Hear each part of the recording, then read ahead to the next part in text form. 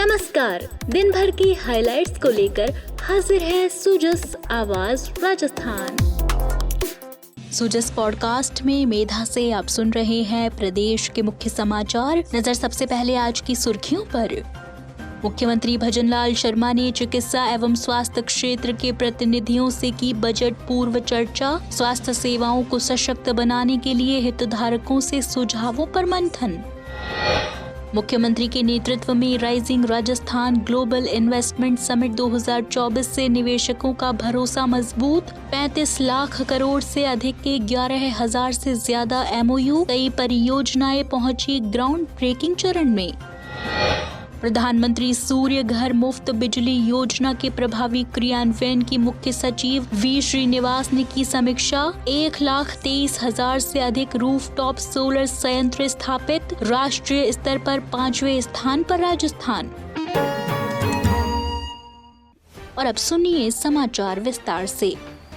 मुख्यमंत्री भजनलाल शर्मा ने आज मुख्यमंत्री कार्यालय में चिकित्सा एवं स्वास्थ्य क्षेत्र के प्रतिनिधियों के साथ बजट पूर्व चर्चा की। बैठक का उद्देश्य आगामी बजट में स्वास्थ्य सेवाओं को और अधिक सुदृढ़, सुलभ एवं गुणवत्तापूर्ण बनाने के लिए हितधारकों से सुझाव प्राप्त करना रहा। इस अवसर पर उप मुख्यमंत्री डॉक्टर प्रेमचंद बैरवा, चिकित्सा एवं स्वास्थ्य मंत्री गजेंद्र सिंह खीवसर और मुख्य सचिव वी श्रीनिवास सहित संबंधित विभागों के वरिष्ठ अधिकारी और चिकित्सा क्षेत्र से जुड़े गणमान्य लोग मौजूद रहे। बैठक में स्वास्थ्य अधोसंरचना, चिकित्सा शिक्षा, आधुनिक तकनीक, मानव संसाधन विकास और आमजन को बेहतर स्वास्थ्य सुविधाएं उपलब्ध कराने जैसे विषयों पर विचार विमर्श किया गया। मुख्यमंत्री ने कहा कि राज्य सरकार का लक्ष्य है कि बजट के माध्यम से स्वास्थ्य सेवाओं को मजबूत कर आम नागरिकों तक समय और गुणवत्तापूर्ण इलाज सुनिश्चित किया जाए। मुख्यमंत्री ने प्रतिनिधियों द्वारा दिए गए सुझावों को आगामी बजट में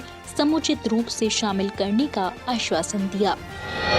इसी कड़ी में मुख्यमंत्री भजनलाल शर्मा ने आज RPA पहुंचकर नव आरक्षक नियुक्ति समारोह की तैयारियों का निरीक्षण कर आवश्यक निर्देश दिए। आपको बता दें कि शनिवार को आयोजित हो रहे कार्यक्रम में केंद्रीय गृह एवं सहकारिता मंत्री अमित शाह मुख्य अतिथि होंगे।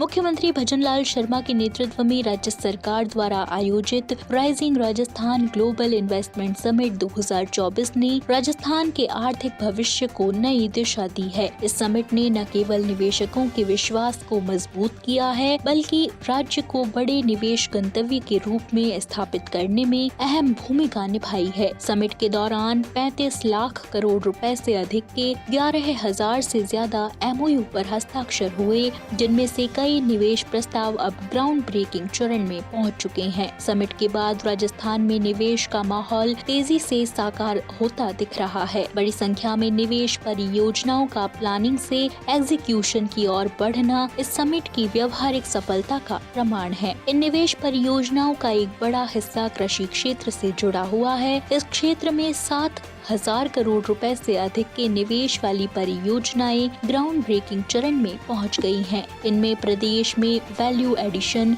भंडारण, प्रसंस्करण और कृषि आधारित बुनियादी ढांचे को मजबूती मिलने की उम्मीद है। कृषि क्षेत्र में कार्या chemicals and fertilizers, Bala mart malting और बीकाजी फूड इंटरनेशनल जैसी प्रमुख कंपनियों की परियोजनाएं लागू होने की स्थिति में पहुंच चुकी हैं। राज्य में चिकित्सा एवं स्वास्थ्य क्षेत्र में भी निवेश की रफ्तार तेज हुई है। चिकित्सा, शिक्षा और आयुष को मिलाकर इस क्षेत्र में लगभग 12,000 करोड़ रुपए से अधिक के निवेश वाली परियोजनाएं ग्राउंड ब्रेकिंग चरण में हैं। इन परियोजनाओं से अस्पतालों की क्षमता बढ़ेगी, प्रशिक्षण संस्थानों में सुधार होगा और आमजन को गुणवत्तापूर्ण स्वास्थ्य सेवाओं तक बेहतर पहुंच मिलेगी। इस क्षेत्र में CK Birla hospitals, Bhagwan Mahavir cancer hospital, Shreeji laboratory private limited, fortune foundation, Nirvan university, Jaipur जैसे प्रतिष्ठित संस्थान की परियोजनाएं आगे बढ़ चुकी हैं। राज्य का खनन क्षेत्र भी निवेश के नए दौर में प्रवेश कर रहा है। इस क्षेत्र में 33,000 करोड़ रुपए से अधिक की 30 से ज्यादा परियोजनाएं ग्राउंड ब्रेकिंग चरण में पहुंच चुकी हैं। ये परियोजनाएं खनिज अन्वेषण और प्रसंस्करण प्रसंस्करण को बढ़ावा देंगी। खनन क्षेत्र में Vedanta limited, Indraprastha gas limited, Indian oil corporation limited, UltraTech cement limited और AGP CGD India private limited जैसी बड़ी कंपनियों की परियोजनाएं धरातल पर उतरने को तैयार हैं। इससे खनिज संपदा से समृद्ध जिले में रोजगार के नए अवसर सृजित होंगे और स्थानीय अर्थव्यवस्था को मजबूती मिलेगी। मुख्यमंत्री भजनलाल शर्मा ने आज प्रवासी भारतीय दिवस के अवसर पर देश विदेश में रह रहे प्रवासी भारतीयों को हार्दिक शुभकामनाएं और बधाई दी हैं। मुख्यमंत्री ने कहा कि प्रवासी भारतीयों ने अपनी मेहनत, प्रतिभा और कर्मठता के बल पर विश्व भर में भारत की संस्कृति, परंपराओं और मूल्यों को गौरवपूर्ण पहचान दिलाई है। मुख्यमंत्री ने अपने सोशल मीडिया संदेश में कहा कि प्रवासी भारतीय न केवल अपने कर्म क्षेत्र में उत्कृष्ट कार्य कर रहे हैं, बल्कि भारत की वैश्विक साख और प्रतिष्ठा को भी सशक्त बना रहे हैं। उनकी उपलब्धियां भारत की सॉफ्ट पावर को मजबूत करने के साथ साथ आने वाली पीढ़ियों के लिए प्रेरणा स्रोत है। मुख्यमंत्री ने विश्वास व्यक्त किया कि प्रवासी भारतीय भविष्य में भी भारत के विकास, नवाचार और वैश्विक सहयोग में महत्वपूर्ण भूमिका निभाते रहेंगे और विकसित भारत के संकल्प को साकार करने में अपनी सक्रिय भागीदारी निभाएंगे।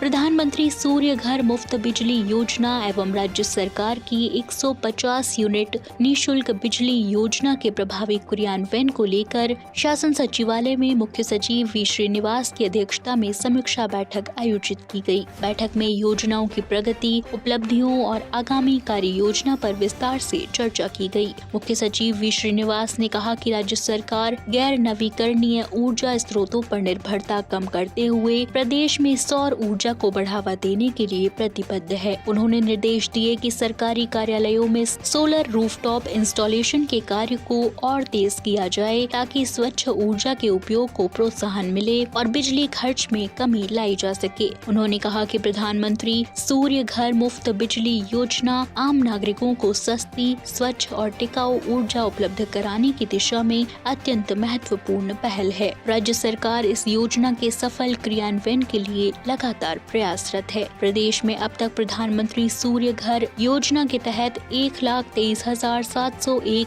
रूफटॉप सोलर संयंत्र स्थापित किए जा चुके हैं, जिसके साथ ही राजस्थान राष्ट्रीय स्तर पर 5वें स्थान पर पहुंच गया है। यह उपलब्धि राज्य को अक्षय ऊर्जा के क्षेत्र में अग्रणी बनाए रखने की दिशा में महत्वपूर्ण कदम है। बैठक के दौरान प्रदेश में रूफटॉप सोलर इंस्टॉलेशन की वर्तमान स्थिति, स्वीकृत और लंबित आवेदनों की संख्या, सब्सिडी स्वीकृति और ग्रिड कनेक्शन की प्रगति से संबंधित एक विस्तृत प्रेजेंटेशन प्रस्तुत किया गया। राजस्थान अक्षय ऊर्जा निगम लिमिटेड के अध्यक्ष और प्रबंध निदेशक रोहित गुप्ता ने सरकारी कार्यालयों को सोलर रूफटॉप से जोड़ने की दिशा में अब तक की हुई प्रगति से अवगत कराया।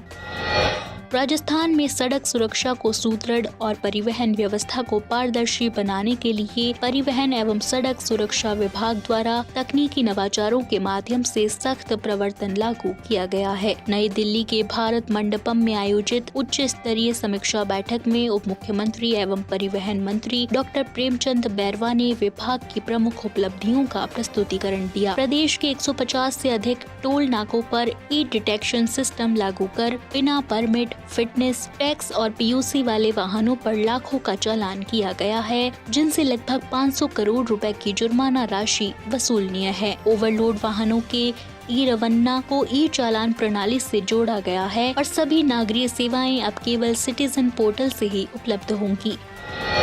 मकर संक्रांति के दौरान आमजन एवं पशु पक्षियों की सुरक्षा सुनिश्चित करने के लिए राज्य सरकार ने नायलॉन, सिंथेटिक चाइनीज मांझे और कांच व लोहे के चूर्ण से लेपित घातक धागों के विक्रय, भंडारण और उपयोग पर पूर्ण प्रतिबंध के आदेश जारी किए हैं। पशुपालन एवं गोपालन मंत्री जोराराम कुमावत ने प्रदेश वासियों को मकर संक्रांति की शुभकामनाएं देते हुए कहा कि पर्व की खुशी किसी पशु पक्षी के लिए घातक नहीं होनी चाहिए। उन्होंने आमजन से केवल सुरक्षित सूती धागों के उपयोग और पक्षियों की अधिक आवाजाही के समय सुबह 8 से 6 बजे और शाम को 5 बजे से 7 बजे पतंगबाजी से परहेज की अपील की है। पशुपालन विभाग के शासन सचिव समित शर्मा ने बताया कि NGT के आदेशों के अनुरूप सभी जिलों में प्रतिबंध का सख्ती से पालन कराया जाएगा। तो आज के सुजस पॉडकास्ट में इतना ही। मेधा को दीजिए इजाजत, कल फिर होगी आपसे मुलाकात। तब तक बने रहिए सुजस आवाज राजस्थान के साथ। नमस्कार।